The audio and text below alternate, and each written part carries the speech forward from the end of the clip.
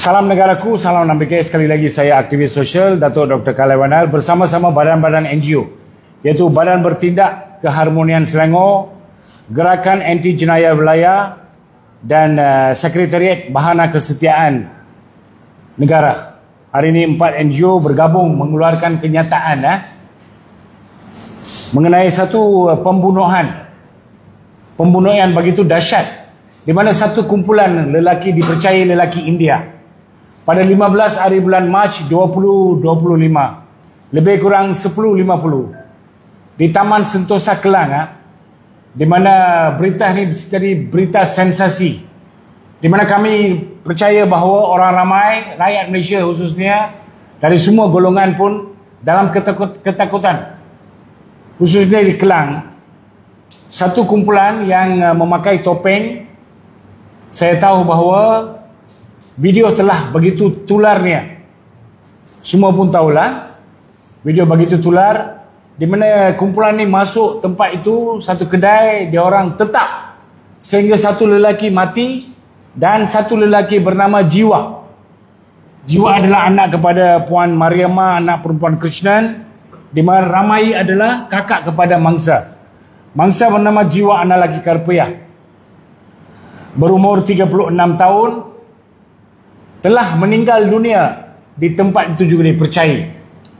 Kumpulan itu dengan bawa pistol dan juga bawa parang yang besar terus menyerang, tetap mereka lah. So sekarang apa yang kita mahu? 15 hari bulan Mac kejadian telah berlaku, di mana 2 orang telah meninggal dunia. Kita tahu negara ini berdaulat dan mempunyai undang-undang yang begitu serius. Dan kita mahu pihak polis, di mana ACP ni OCPD ialah ACP Cha Hong Fong, telah mengeluarkan kenyataan bahawa beliau tidak akan berkompromi dalam hal ni dan tangkapan akan dibuat segera. Dan ibu dia yang tidak bermaya bertemu dengan kami meminta bantuan daripada NGO supaya meluahkan perasaan dia kerana dia mahu satu keadilan, justice for the family. Kerana Jiwa adalah anak tunggal kepada dia, anak lelaki. Dan hari itu ibu dia memberitahu bahawa dia yang hantar anak dia pergi ke satu keramaian lah, upacara perkahwinan ke apalah, dia hantar. Dan dia kirim salam kepada mak, dia cakap saya pergi balik. Bila pergi tak balik, lepas tu ada berita pula 10.50 ada satu serangan di mana mengakibatkan kedua mereka ini telah meninggal dunia. Kita mahu pihak polis, kita puji kejujuran dan ketulusan polis. Kita tahu polis di Raja Malaysia adalah satu-satunya polis di Asia dan di negara, namanya terbaik sekali lah kita boleh katakan. Tetapi kesangsian yang kita curiga dan celaru dalam hal ni ialah, kenapakah masih daripada 15 Mac sampai hari ini ibu dan kakak Mangsa mengatakan pihak polis belum mengeluarkan apa-apa kenyataan ataupun belum ada dipercayai hilang. Dipercayai kami pun NGO, kami pun percayai bahawa tidak ada apa-apa tangkapan dibuat. Polis kita pandai, pintar. Saya percaya ACP Cha Hong Fong, dia memang kenal pasti siapa-siapa penjenayah yang melakukan pembunuhan yang begitu kejam, yang tidak mempunyai peri kemanusiaan langsung, terus masuk menyerang. So adakah negara ini masih aman?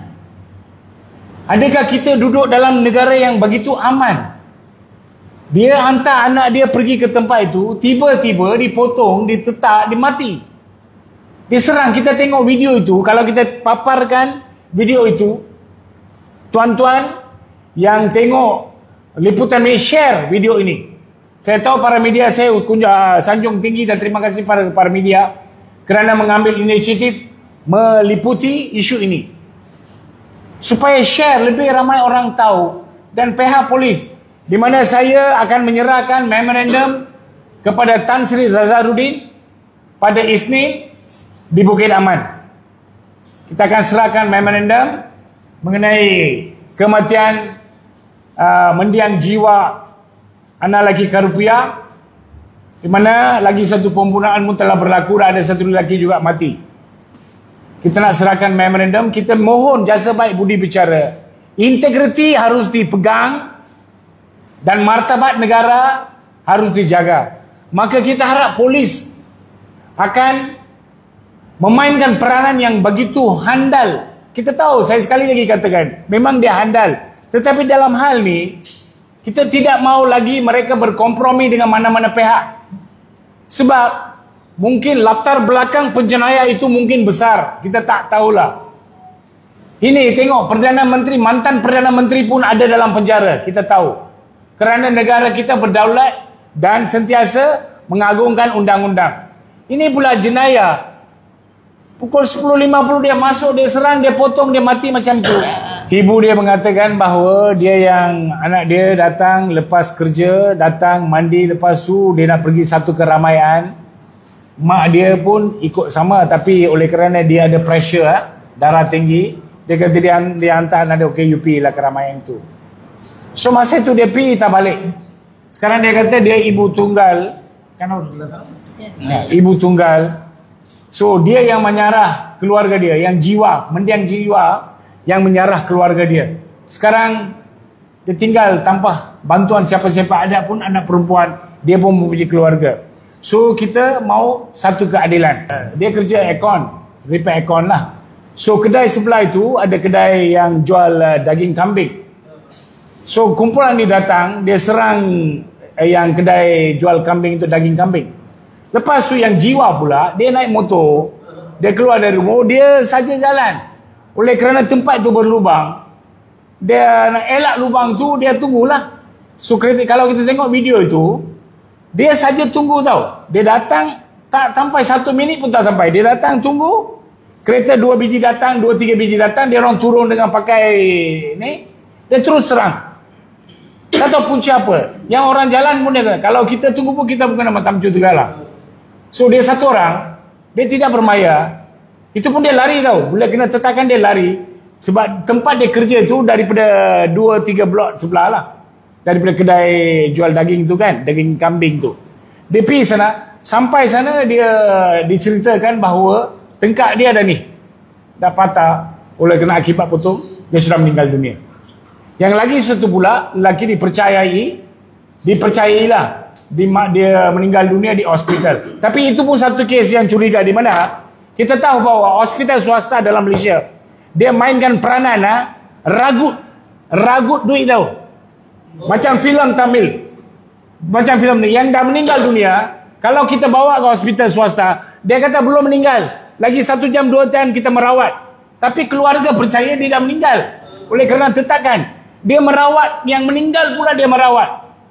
Ini dalam filem Vijayakanth lah. Ramanan dalam filem Tamil ada satu filem mendiang Vijayakanth, dia dalam filem itu tunjukkan orang yang si mendiang mati dia bawa ke hospital, lepas tu dirawat. Mendiang yang mayat pun dia merawat, dia kata masih hidup. So isu ini telah berlaku kepada seorang mendiang dalam kes ini. Maka kita mohon polis juga siasat dalam hal ni lah. Okay, kalau keluarga itu report buat polis, biar polis jalankan. Tapi isu yang penting ialah hari ini mengenai kematian mendiang jiwa. Sekarang ibu dia tinggal seorang. Masa tu dia habis kerja, dia mau pergi function. Kata dengan makcik saya nak pergi function. Makcik saya pun cakap pergi bye-bye, cepat balik rumah lah, macam tu.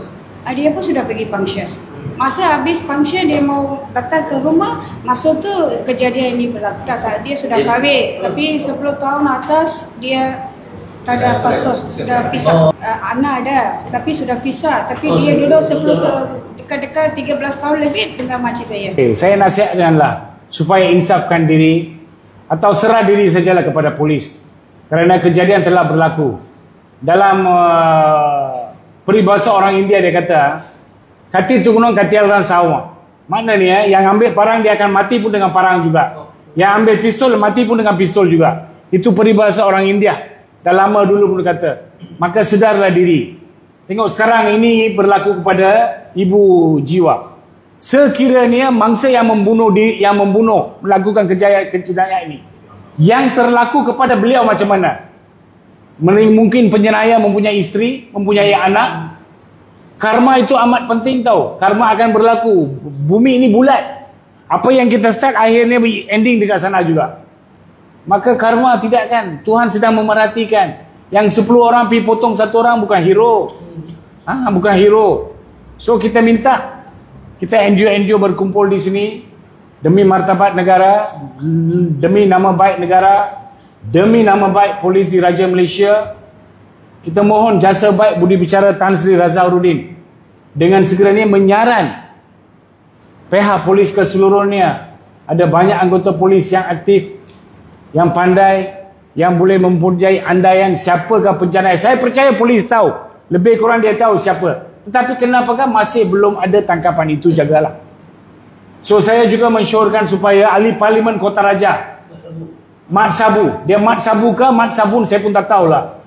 Dia sentiasa, kejadian telah berlaku di Kota Raja, parlimen dan Adun Kelang. Sampai hari ini mereka belum mengeluarkan satu kenyataan pun. Kawasan ini, kawasan mereka lah terjadinya jenayah. Seharusnya Mat Sabu sebagai menteri dan ahli parlimen Kota Raja harus ambil integriti dia, inisiatif dia, memainkan peranan untuk berbincang dengan polis supaya jenayah tidak berlaku di kawasan beliau. Dan keseluruhan Malaysia pun ada parlimen, ahli parlimen. Dia tengok, jenayah tak apalah, itu bukan kerja kita. Polis ada tanggungjawab. Tetapi apakah tanggungjawab ahli parlimen dan juga Adun? Adun Sentosa, sampai hari ini saya tengok belum ada apa-apa kenyataan. Dia seorang wakil rakyat yang dibundi. Apabila jenayah berlaku di kawasan dia, dia kena bersuara, dia kena berjumpa dengan OCPD, ACP Chang Hong Fong, ataupun berjumpa dengan kedua-dua ahli parlimen, dan Adun kena jumpa dengan Tan Sri Razarudin.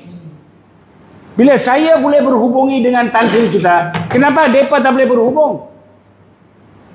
Saya percaya Tan Sri Razarudin seorang ketua polis negara yang paling berperi kemanusiaan, yang tegas, mengendali, mengelola apa juga jenayah. Dia tidak boleh dikompromi.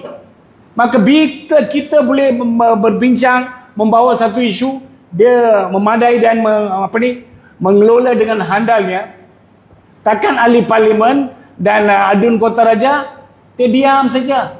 So dalam video ni kita mohon semua yang tengok video ni share supaya mereka sedar, ahli parlimen dan Adun jangan pakai lutut, pakai otak. Jenayah berlaku di kawasan anda. Dun Sentosa, Parlimen Kota Raja.